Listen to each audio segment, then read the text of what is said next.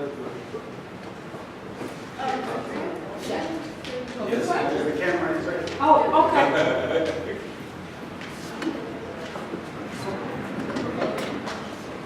All right. Okay. How many of you want the finer things in life? Whether it's a car, a house, or a condo. It's safe to agree that we all do, right? Some of us may have these things already, while others may not. What I'm about to reveal to you today is one of the most important things you will ever have, and that is credit. For many people, having credit is something that has never interested them because they may be afraid of it due to factors of not knowing what it is. So, we are going to start with the basics of what credit is, how it can be used, and how it can benefit you in the future if used properly. I used to be afraid of credit cards, only because of what I heard people say. They would say things like it was a trap and that it was a scam until I needed to establish credit. The first time I realized I needed to establish credit was when I got my first apartment. I was making decent money at the time, so I could pay the rent. However, the one thing that prevented me from getting the apartment was that, and I quote, "Based on your credit report, the client either has a low credit score or no credit at all, and therefore we are unable to pursue further." And just like that, my hopes were shot down. Through my experience and research, I want to teach you the basics of credit as it is important to your daily lives. Although having credit may be alarming, I want to inform you of ways to establish and build your credit, how to avoid falling victim to debt, and to teach you how to promote financial independence.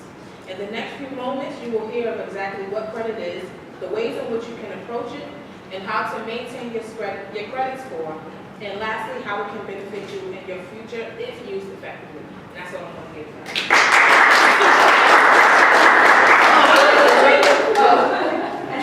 So, what do people think she did really well?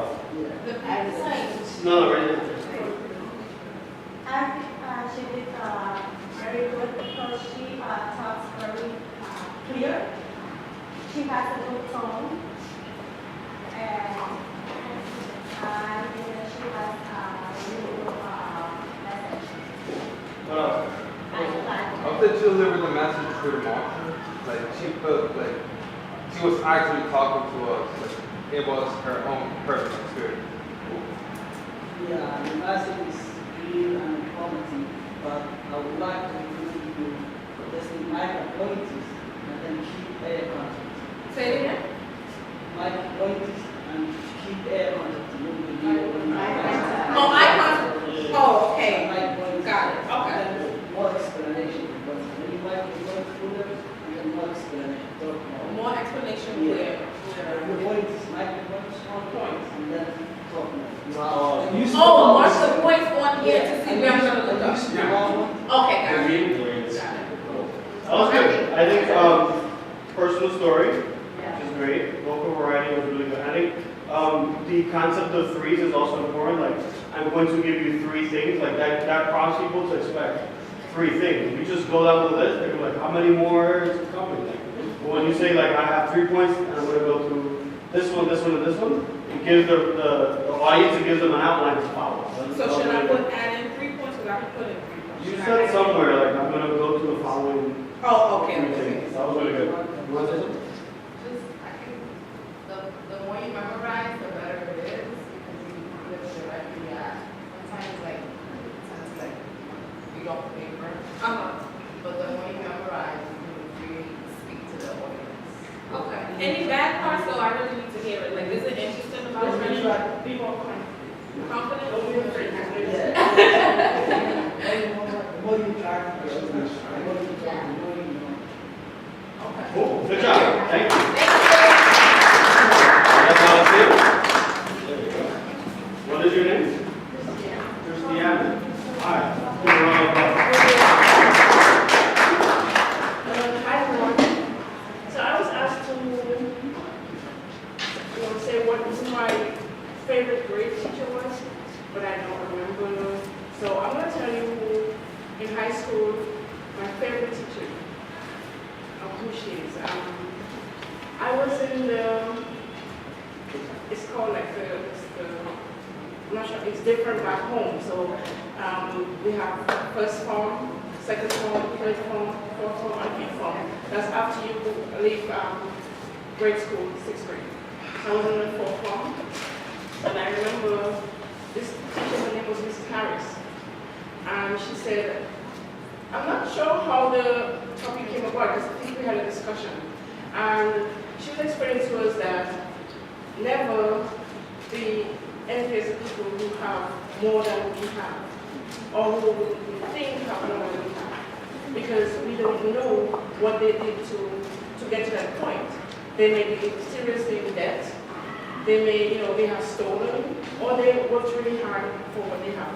But don't be envious, we ourselves have to try and, get to the point that we want to get by working hard ourselves. And I remember also, I was in the fifth form, which is the next form up, and unfortunately I got pregnant. And I remember one time she sent me, because the kids were talking, and she asked me to go to the library to get something, and I was kind of confused, but I went, and it was only after, some point after that, I found out that she was having a discussion with the other students. She didn't want me to be present in the room at the time. So, and years later, I went to see her after I left school and everything, and I thanked her, and I really appreciated what she did. She stood by me and she encouraged the other students, to be more supportive. And whenever I go back to my country, I always try to come up with her. So I always remember her. Thank you. That was very nice of you to share a personal story. Anyone else want to volunteer before we close up? You like almost anything? I'll try.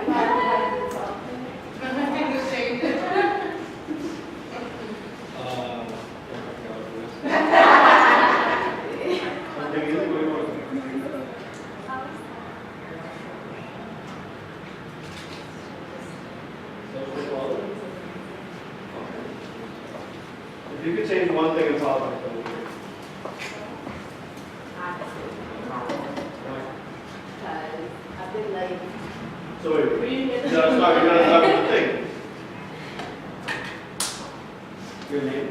hi, my name is Isaac, and if I'm to change one thing in politics, it would be honesty.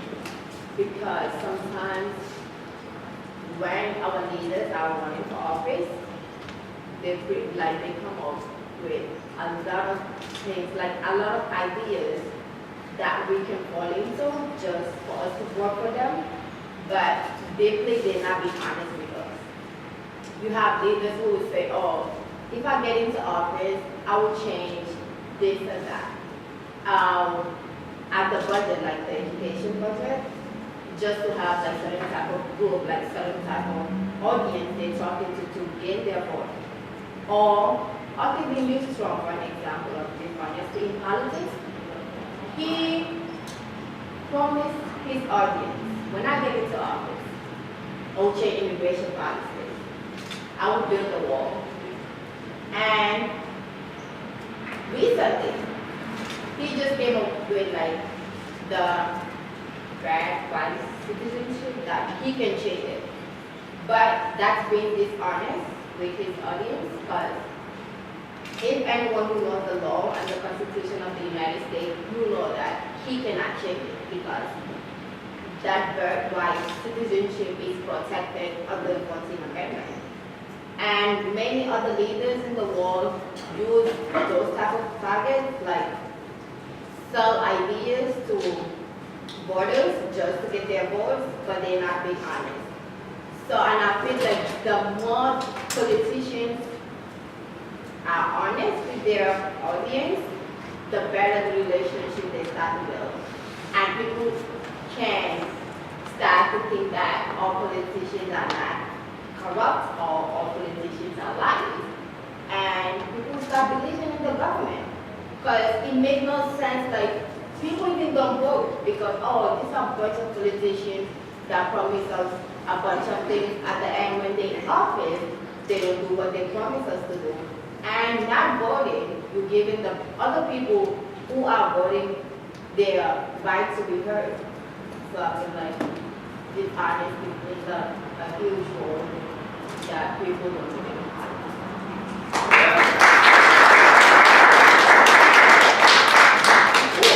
You want to know? Okay. Not everybody wants to know. Right? My church is global one. So global one is an environmental issue. So global one is an environmental issue, and two groups are debating. One of them is denial group, and others supporters.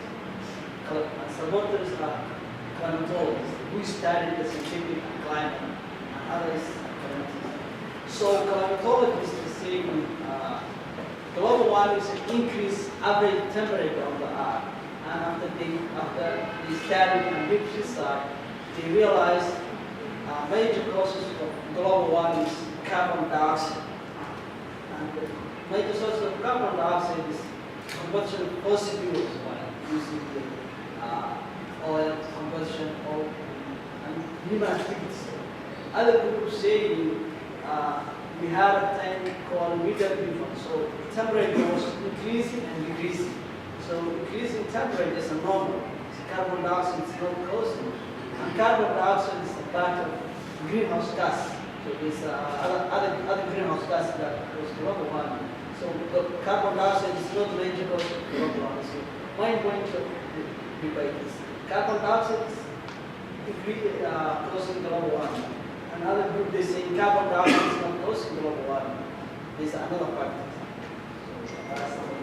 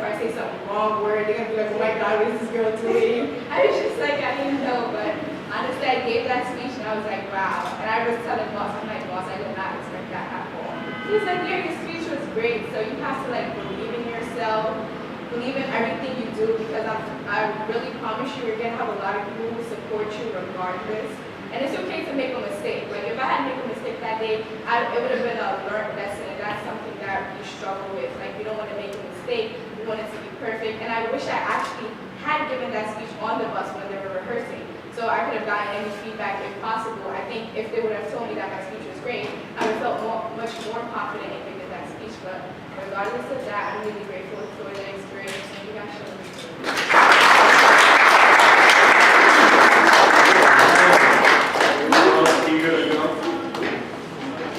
Yeah, sure. Well, this will be the last one, and we'll close out.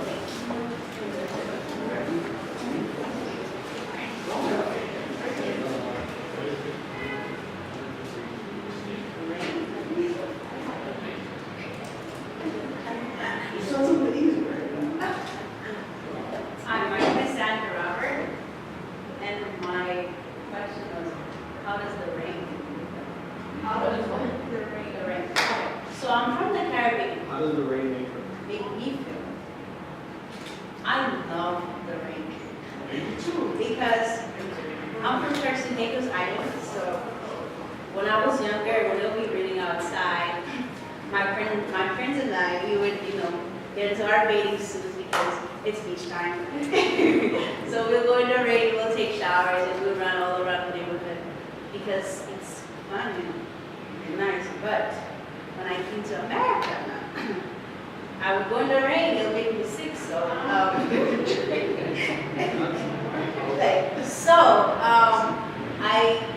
I'm in the Caribbean, I love the rain. But when I'm here, I don't really like the rain because it got me sick and stuff like that. But the rain is it's very peaceful. Like the drop, when the drop is actually falling, it's very refreshing. It makes you think properly for me. And I love singing, so I feel like the rain makes me sing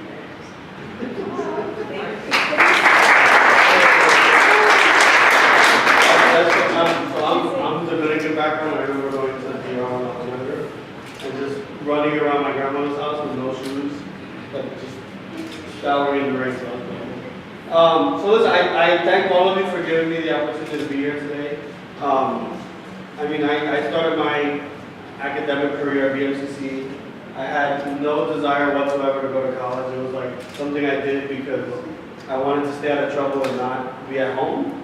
And what I really found is that education is the thing that no one can take away from you. You could come from a rich family and that can be taken away from you.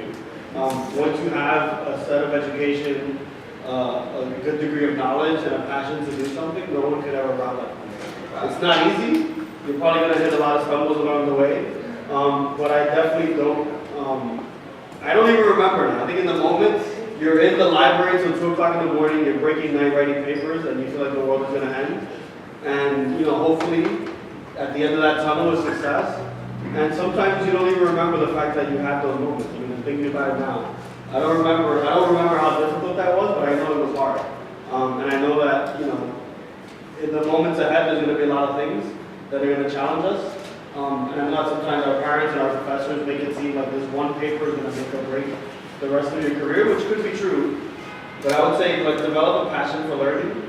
I think you're all here because you want to be. No one's forcing you to be in this program.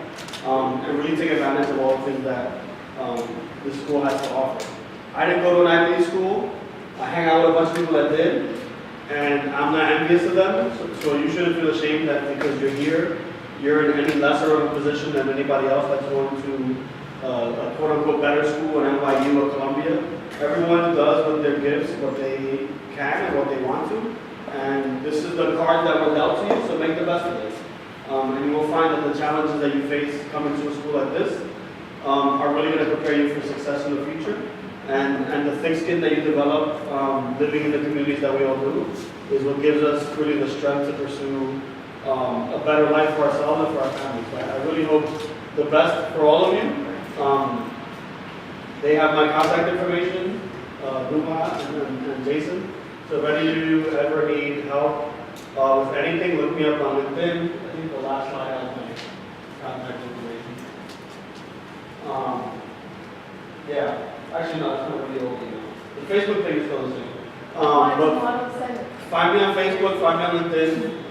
If you ever want to sit down and chat about your career, what you want to do, explore opportunities for internships, I encourage all of you to apply to Model Senate next year.